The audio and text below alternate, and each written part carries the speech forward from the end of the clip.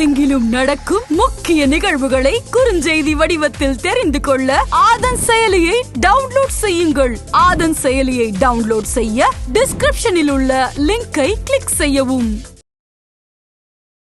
தமிழிசை மேல ஏறி வந்திருக்காங்க, வணக்கம் வச்சுட்டே வந்தாங்க. அமித்ஷா வணக்கம் வச்சு போயிட்டாங்க. திருப்பி வான்னு கூப்பிட்டு கையை காமிச்சு, be careful, I warn you, I know what you are doing, if you don't stop all this we will take very strict action. Exact word இங்கிலீஷ்ல சொன்னது. கேசவிநாயகம், டாக்டர் தமிழிசை, கருணாகராஜன் எல்லாரும் மீட் பண்ணிருக்காங்க. அப்ப தமிழிசை ஒரு வாரம் சொன்னாங்களாம், அது இந்த நிர்மலா சீதாராமன் மட்டும் 2 தடவை ராஜ்யசபா போய் மந்திரியாது எங்களுக்கு கொடுக்க மாட்டேன்றீங்க. இந்த நியூஸ் அமித்ஷாக்கு மோடி அன்னைக்கு நைட்டே போயிடுச்சுன்னா எல்லா அமைச்சர் வீட்லயும் ஒரு ஸ்பை இருக்காங்க. தமிழின் மிக முக்கியமான செய்திகளையும் அரசியல் நிகழ்வுகளையும் உடனுக்குடன் தெரிந்து கொள்ள ஆதன் செயலியை டவுன்லோட் செய்யுங்கள். டவுன்லோட் செய்வதற்கான லிங்க் டிஸ்கிரிப்ஷனில் உள்ளது. ஆதன் நேயர்களுக்கு அன்பு வணக்கம். இன்று நம்மோடு மூத்த பத்திரிகையாளர் திருமிகு பிரகாஷ்யம் சுவாமி இருந்துள்ளார். வணக்கம். வணக்கம் சுவாமி சார். வணக்கம். இன்னைக்கு மிக முக்கியமான டெவலப்மெண்ட் நடந்திருக்கு. குறிப்பாக ஆந்திர பிரதேஷ்ல சந்திரபாபு நாயுடு அவர்கள் முதல்வராக இருக்காரு. ஸ்வேரிங் ஃபங்க்ஷன்ல பிஎம் கலந்துகிட்டாரு. அதுல சில முக்கியமான டெவலப்மெண்ட். ஸ்டேஜ்ல வெங்கையா நாயுடு இருக்காரு, அவர் பக்கத்துல அமித்ஷா உட்கார்ந்துருக்காரு. தமிழிசை கிராஸ் ஆகுறாங்க. ஸோ அப்போ தமிழிசையை கூப்பிட்டு எச்சரிக்கும் விதமாக பேசினார், மிரட்டும் விதமாக அமித்ஷா பேசினாரு அப்படிங்கிற அந்த இஷ்யூ தான் இன்னைக்கு social media trend sir. Twitter trend இன்னைக்கு அதுதான் இருக்கு. குறிப்பாக ஏற்கனவே நம்ம பேசியிருக்கோம், தமிழ்நாட்டில் அண்ணாமலை அவர்களுக்கும் தமிழிசைக்கும் ஒரு கோல்டு வார் போயிட்டு இருக்கு. ஸோ அது சம்பந்தமா தான் அமித்ஷா தமிழிசை கிட்ட எச்சரிக்கும் விதமாக பேசினார் அப்படின்னு பல்வேறு யூகங்களை கிளப்பி விட்டுருக்காங்க. என்ன சார், இந்த டெவலப்மெண்ட் தான் ஆந்திரால எதிரொலிச்சிருக்கா? என்ன நடந்திருக்கு சார்? நீங்க டிவியில பார்த்து பேசுனீங்க, நான் டிவிலையும் பார்த்தேன்.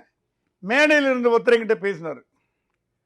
Authentic first hand information. மேடையில் இருந்த ஒருத்தர், யாருன்னு பேர் சொல்ல விரும்புவோம், எல்லாருக்கும் தெரியும், என்கிட்ட பேசினாரு. என்ன நடந்ததுன்னா, தமிழிசை மேலே ஏறி வந்திருக்காங்க. மேடையில் வரும்போது வணக்கம் வச்சுட்டே வந்தாங்க. வெங்கையா நாயுடு கிட்ட வணக்கம் வச்சா வெங்கையா நாயுடு உட்காந்துட்டே வணக்கம் பண்ணார். ஏன்னா வைஸ் பிரசிடென்ட் அவர். அமித்ஷா வணக்கம் வச்சுட்டு வணக்கம் திருப்பி வைக்கல அவர். அமித்ஷா வணக்கம் மூஞ்சி திருப்பிக்கினார். நல்ல டிவியை பார்க்கலாம், மூஞ்சி திருப்பிக்கினாரு. வணக்கம் வச்சுட்டு போயிட்டாங்க. திருப்பி வான்னு கூப்பிட்டாரு. இன்சல்ட், வான்னு கூப்பிட்டாரு.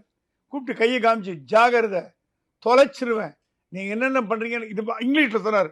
Be careful, I warn you, I know what you are doing, if you don't stop all this we will take very strict action. Exact word இங்கிலீஷ்ல சொன்னது. ஏன்னா தமிழிசைக்கு ஹிந்தி தெரியாது, அமித்ஷாக்கு தமிழ் தெரியாது.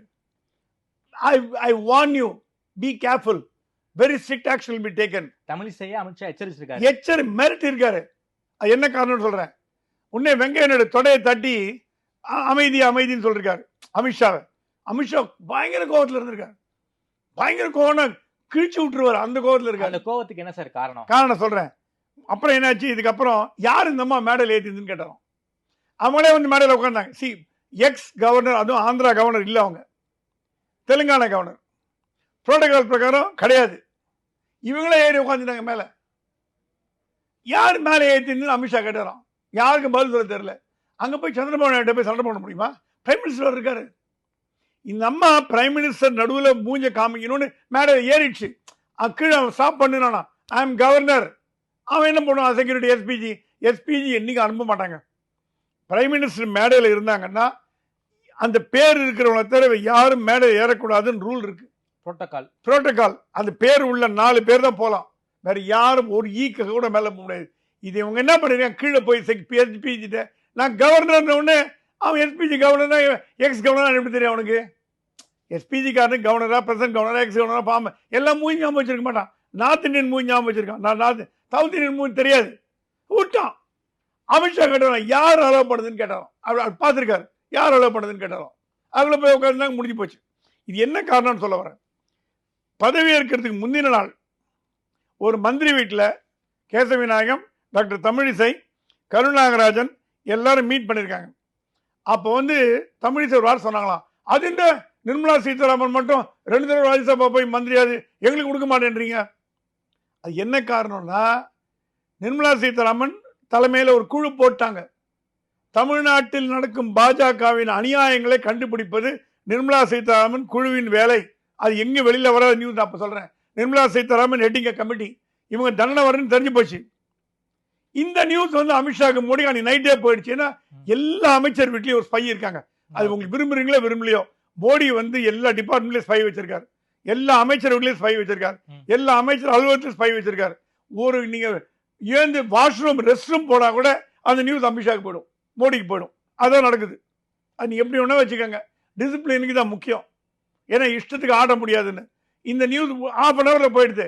டாக்டர் தமிழிசை வந்து ஃபைனான்ஸ் மினிஸ்டரை பத்தி இந்த மாதிரி சொன்னாங்க. அவன் ஒன்றும் கண்டுக்காது, என்ன நடந்தாலும் அப்படியே சொன்னான். ஓ அப்படியானார் அமித்ஷா. அந்த கோவத்தை அடுத்த நாள் போட்டு தாளிச்சு எடுத்துட்டாரு. வெகு விரைவில் நடவடிக்கை பாயும். அவ கேட்டானா, என்ன முந்தின நாள் மீட்டிங் போட்டு நீங்க நிர்மலா சீதாராமனை பத்தி பேசுறீங்களா? என்ன நினைச்சிட்டு இருக்கீங்க? யார் இந்த பவர்லாம் கொடுத்தது? நிர்மலா சீதாராமன் ராஜ்யசபா எம்பி ஆகுறது முடிவு பண்றதும் எங்க பொறுப்பு. அப்ப நீங்க மோடியை கொஸ்டின் பண்றீங்களா? இல்ல இல்ல அப்படி கேட்கல, அவன் இந்த கதையெல்லாம் இங்க வேணாம், எங்களுக்கு தெரியும். Don't talk all nonsense. எகிரி இந்த மாதிரி ஒரு எகிரி நான் பார்த்ததே கிடையாது. என்ன சார் சனிக்கிழமை ரகசிய மீட்டிங் அது? நான் முதல்ல சொல்றேன், சனிக்கிழமை மத்தியானம் அண்ணாமலைக்கு ஒரு ஃபோன் வருது பிரைம் மினிஸ்டர் ஆபீஸ்ல இருந்து. Sir you are the next cabinet மினிஸ்டர்னு வந்து முதல்ல. ஓகே, சனிக்கிழமை தமிழ்நாட்டில் இருக்கிற பெரும்பான்மையான செய்தி ஊடகங்கள் அமைச்சரவை பட்டியலில் அண்ணாமலை பேருக்கு நியூஸ் போட்டாங்க. அது கரெக்ட் கரெக்ட் கரெக்ட் கரெக்ட். உண்மையா? உண்மை. அண்ணாமலை பேர் இருந்து உண்மை. அண்ணாமலை சொன்னா நான் யோசிச்சு சொல்றேன், ஐ நீட் சம் டைம்னு கேட்டிருக்காரு. அப்புறம் அவருடைய நலமுறைகள் ஒய்ஃபு எல்லாரும் கேட்டிருக்காங்க. இது நடுவில் யாரும் சொன்னாங்களா, உங்களை தமிழ்நாட்டை விட்டு விரட்டி விட பார்க்குறாங்க, நீங்கள் யூனியன் மினிஸ்டர் போய்ட்டு தமிழ்நாட்டுக்கு வர முடியாது. தமிழ்நாட்டில் எப்படி உங்களோட கோலே தமிழ்நாட்டில் பாஜக வளர்க்குறதா? உங்களை வந்து சதி திட்டம் பண்ணி உங்களை பிளான். ஏன்னா அண்ணாமலைக்கு எதிராக எல்லா விதமான சதி திட்டம் பண்ணுறாங்க, தெரிஞ்ச விஷயம்தான். இது பார்ட் ஆஃப் தி கேங் இது. அப்புறம் அண்ணாமலை சொன்னாரா, இந்த மாதிரி பிஎம்ஓ ஆஃபீஸில் செக்ரட்டரிகிட்ட சொன்னாரா, எனக்கு வேண்டான்னு சொல்லிடுங்க, எனக்கு இன்னும் வயசு இருக்குது, என் ஏஜ் இருக்குது, தமிழ்நாட்டோட பிஜேபி வளர வைக்கிறதா என்னோட ஒரே எண்ணம். அவர் திருப்பி ஃபோன் பண்ணி நல்லா யோசிச்சிங்களான்னு கேட்டாங்களாம். நான் என்ன பிஎம் போய் சொல்ல போகிறோம், அப்புறம் பேச்சு மாறக்கூடாது, நல்லா யோசிச்சிங்களா? நான் நல்லா யோசிச்சிட்டேன், எனக்கு அமைச்சர் பதவி வேண்டாம். பிஎம் ஆல் ரைட் ஓகேன்னு சொல்லிட்டார் அவர். அன்னைக்கு நைட்டு வரைக்கும் தமிழ்நாட்டில் இருந்து யார் மந்திரின்ற பேர் பிரைம் மினிஸ்டரால் அப்ரூவ் பண்ண விடவில்லை. சண்டே மார்னிங் 7 மணிக்கு கால் வந்திருக்கு பிரைம் மினிஸ்டர்லேருந்து. பிரைம் மினிஸ்டர் அண்ணாமலை கூப்பிட்டுருக்காரு. Annamalai ji congratulate you. அவன் பதவி வெறி பிடிச்சி அலையிறான், கேபினெட் பதவி வேணும்னு. நீங்கள் என்னன்னா கேபினெட் பதவி கொடுத்தா வேணான்றீங்க, வாட்ஸ் கோயிங் ஆன் அப்படின்னு கேட்டாராம். ஆனால் இல்லைஜி நீங்கள் ரொம்ப தேங்க்யூ வெரி மச், ரொம்ப கிரேட்ஃபுல், நீங்கள் கொடுத்ததுக்கு நான் நன்றி ஒன்றா இருக்கேன். ஆனால் இவ்வளோ சீக்கிரம் எனக்கு வேண்டாம். எனக்குன்னு ஒரு கொள்கை இருக்குது, தமிழ்நாட்டில் பாரதிய ஜனதா கட்சியை வளர்த்து அதை ஆட்சியில் உட்கார வச்சுக்கோன்னு என்ன சொன்னால் நான் கேட்குறேன். சொன்னால் நான் சாரி தலைவரே, என்னை மன்னிச்சுக்கோங்க. நோ நோ நோ நோ மன்னிக்கிறதா? அது உன்னை பார்த்து நான் பெருமைப்படுறேன். என்னதான் இது அஃபிஷியலாக வந்த நியூஸ், எனக்கு அன்அஃபிஷியலாக வந்த நியூஸ். உன்னை பார்த்து நான் பெருமைப்படுறேன். ஒரு கேபினட் மந்திரி வேணான்னு சொல்றியே. அப்புறம் தான் அமித்ஷா கூப்பிட்டாரான். ஏன்பா தமிழ்நாட்டில் ரெப்ரசன்டேட்டிவ் இருக்கும் போது இல்லையே, யாருமே ஜெயிக்கலையே. அவர் சொன்னார் அமித்ஷா முருகன்ஜின்னு. சரி முருகனை கூப்பிடு. இல்லைன்னா யாருமே தமிழ்நாடு தொடர்ச்சி அறியப்பட்டிருக்கும், தமிழ்நாட்டிலேருந்து ரெப்ரசன்டேட்டிவே இல்லாமல் போயிருக்கும். அதோட ஒரு கேவலம் இந்தியாவில் எங்கேயுமே கிடையாது. ஏன்னா நம்ம கலைஞர் இருக்கும் போல 5 மந்திரி 6 மந்திரி இருக்காங்க தமிழ்நாட்டிலேருந்து. பிஜேபியில் 1-2 வரது கஷ்டமா இருக்கு. சரி நிர்மலா சீதாராமன் ஜெய்சங்கர் தமிழ்ன்ற முறையில் ஓகே, ஆனால் தமிழ்நாட்டால் தேர்ந்தெடுக்கப்படாதவர்கள் அவங்க, மற்ற மாநிலத்திலிருந்து வந்தவங்க. எப்படி எல் கணேசன் வந்து இப்போ மற்ற ஒரு நார்த் இந்தியாவிலேருந்து எம்பியா போறாரு, அவர் அந்த மாநிலம் ரெப்ரசன்ட் பண்ண முடியாது. தமிழர் அவர் யூபியோ ராஜஸ்தானோ அங்கேருந்து எம்பியா போனார். எல்முருகனும் அவருடைய அந்த எம்பி ஃபண்டை வந்து மத்திய பிரதேஷ் தான் செலவு பண்ண முடியுமே தவிர தமிழ்நாட்டுக்கு செலவு பண்ண முடியாது. தமிழ்நாட்டுக்கு ஒன்று வந்துட்டு போகலாம், ப்ரோட்டோகால் இருக்கும், செக்யூரிட்டி இருக்கும், எல்பி எஸ்பிஜி இருக்கும், எல்லாம் இருக்கும். அதுக்கு மீறி ஒன்றும் பண்ண முடியாது. தமிழ்நாடு ஒன்றும் பண்ண முடியாது. தேடி வந்து அமைச்சர் பதவியை அண்ணாமலை வேணாம்னு சொல்லியிருக்காரா? கண்டிப்பா அண்ணாமலை வேணாம்னு சொல்லிருக்காரு. அதே மாதிரி எல்முருகனும் அமைச்சரவை தேடி வரல. அதுக்கு எல்முருகன் அமைச்சராகிறதுக்கு காரணம் இந்த நாட்டினுடைய ஒரு மிகப்பெரிய புள்ளி. அந்த புள்ளி வந்து ஒரு எம்பி தேர்தலில் போட்டி போடும்போது எல்முருகன் வந்து போய் கேம்பெயின் பண்ணியிருக்காரு. அப்போ எல்முருகன் வந்து இதில் ஓட்டிக்கோ எஸ்சி அணியில் ஒரு தலைவராக இருந்திருக்காரு. அந்த பெரும்புள்ளி அவரோட அதிர்ஷ்டம் கவர்னர் ஆகிட்டார்.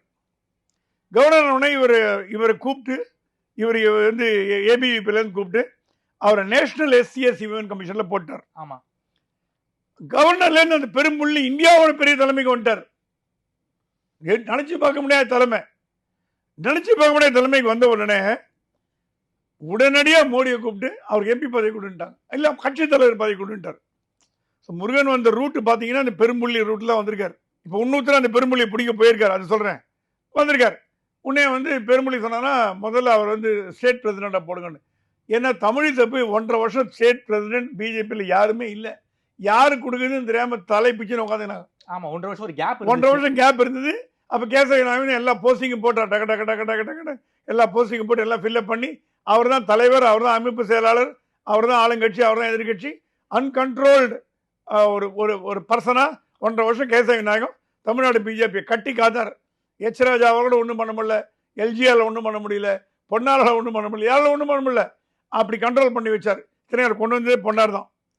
அதுக்கப்புறம் என்னாச்சு, யார் தலைவராக போடுறது இவங்களுக்குள்ள ஒரே கன்ஃபியூஷன்ல இந்த முக்கிய புள்ளி வந்து பிரைம் மினிஸ்டர் சொன்னதுனால சரி எஸ்சிஎஸ்ல நமக்கு ஒரு அருந்ததி தேவைன்னு சொல்லிட்டு அவரை வந்து ஸ்டேட் பிரசிடண்ட்டை போட்டாங்க. அது அவங்க இன்டர்னல் பாலிடிக்ஸ். ஆனால் பேக்ரவுண்ட் சொல்கிறேன் உங்களுக்கு. அதுக்கு பிறகு ஸ்டேட் பிரசிடென்ட் முடிச்சாவிட்டு டேர்ம் எல்லாமே பிஜேபி பொறுத்த வரைக்கும் டேர்ம் தான். என்ன பண்ணுறதுன்னு தெரியல. எம்பி ஆக்கு ராஜ்யசபாக்கு அப்படின்னா இது வந்து பெரும்புள்ளி போய் மோடிட்டு சொல்றாரு எம்பி ஆக்குன்னு. சரி எம்பி ஆக்கி விட்டாரு. அசம்பிளி எலெக்ஷன்ல தோல்வி, அதுக்கு பிறகு எம்பி ஆக்குறாரு. ஆமா, இவர் வந்து சின்ன தாராபுரத்தில் 2021 போட்டி போட்டு தோல்வி அடைஞ்சார். தோல்வி அடைஞ்சவங்களே கொஞ்சம் அமைதியா இருந்தார். திருப்பி பெரும்புள்ளி போய் பிரைம் மினிஸ்டர் அவருக்கு ஏதாவது பண்ணுங்கன்னு. பிரைம் மினிஸ்டருக்குமே பெரிய பதவியில் இருந்த யாரும் சொன்னா கேட்காம இருக்க மாட்டார். பிரணாப் முகர்ஜி மேல அவர் அவங்க கட்டிப்பார். அப்படியே பிரணாப் முகர்ஜி எதுவும் கேட்டதே கிடையாது. இத்தனைக்கும் அங்கே இருக்காரு. மோடி வந்து பதவிக்கு முக்கியத்துவம் கொடுப்பார். மன்மோகன் சிங் வீட்டில் போய் பர்த்டே கிரீட் பண்ணிட்டு வந்தார். நினைச்சு பார்த்தீங்களா? எதிர்கட்சி தான் அதெல்லாம் மோடி கிடையாது. அவர் மன்மோகன் எதிரி அதெல்லாம் கிடையாது. அவர் பிரைம் மினிஸ்டர்ப்பா அந்த போஸ்ட்ல இருந்திருக்காரு. அதே மாதிரி பிரணாப் முகர்ஜியை போய் வீட்டில் போய் பார்த்து பர்த்டே கிரீட் பண்ணிட்டு அவர் அவருக்கு இருக்கிற வரைக்கும் அவர் இருந்த போது அப்படி வருத்தப்பட்டார்னு கேள்விப்பட்டேன். எங்க அப்பா மாதிரி இருந்தார்ப்பா, போயிட்டாருப்பான்னு மோடி வருத்தப்பட்டார். சரி, பெருமொழி அந்த மாதிரி மரியாதை கொடுத்துருக்காரு. ஏன்னா அந்த போஸ்ட் அந்த மாதிரி மந்திரி ஆகிட்டாங்க. மந்திரி ஆகினோடனே மந்திரியா தொடர்றாங்க. அது முடிஞ்சு போச்சு அந்த வேலை. தேர்தல் திருப்பி கூட்டணி சீட்டு வந்தது. கூட்டணி இல்லைன்னு போய் பாதி பேர் போட்டி போடல. அப்போ வந்து இவர் எம்பியா இருக்கார எதுக்கு திருப்பி கொடுக்கணும்னு டெல்லி ஃபீல் பண்ணுது. இல்லை நான் லோக்சபா வழியாக வருவேன் திருப்பி பெருமொழிகிட்ட போய் சொல்றாரு. பெருமொழி மாதிரி பிரைம் மினிஸ்டர் அவருக்கு சீட்டு கொடுங்கன்னு. ஆல்ரைட் வில் கிவ் ஊட்டி நீல்கிரிஸ் கொடுத்தாச்சு. நீல்கிரிஸ் கொடுத்த உடனே ஜெயிப்பான்னு எதிர்பார்த்தோம். ஜெயிக்கல, தோத்து போயிட்டார். அவர் பேர் லிஸ்ட்ல இல்லை. 9:30 மணிக்கு அந்த பெரும்புள்ளி கார் எடுத்துட்டு மோடி வீட்டுக்கு போயிருக்காரு. ஒரே கோரிக்கை, ஏழ்முருகனை மந்திரி ஆகணும். வீடு தேடி வந்து, ஐயோ நீங்க வீடு தேடி வந்தீங்களா? ஐயோ நீங்க எதுக்கு வந்தீங்க? இல்ல இல்ல எனக்கு ஒரு சின்ன ரிக்வெஸ்ட், முருகனுக்கு ஏதாவது மந்திரி பதவி கொடுத்துருங்க. நீங்க எது போன் பண்ணி தான்? இல்ல நான் நேரில் வந்து சொல்றேன், உங்களை இப்போ வாழ்த்த வந்தேன். இது டெல்லி தகவல். இது நீங்க வந்து டெல்லியிலே கிடைச்ச தகவலை சொல்றேன். கிராஸ் செக் பண்ணி அந்த பெரும்புலியா ஹிண்ட் ஏதாவது சொல்ல முடியுமா? இல்ல ஒரு ராமகிருஷ்ணா கோவிந்தான்ற மாதிரி ஒரு பெரிய மனிதர். ஸோ பிஎம் ஆடி போயிட்டாரு. நீங்க 9:30 மணிக்கு வரீங்க வீட்டுக்கு, என்ன விஷயம்? புரோட்டோகால்லாம் மீறின்னு வரக்கூடாது. இல்ல அவர் வண்டியில வந்திருக்காரு. நேரில் வந்து நேரம் கொடுத்து பேசியமைக்கு நன்றி சுவாமி சார்.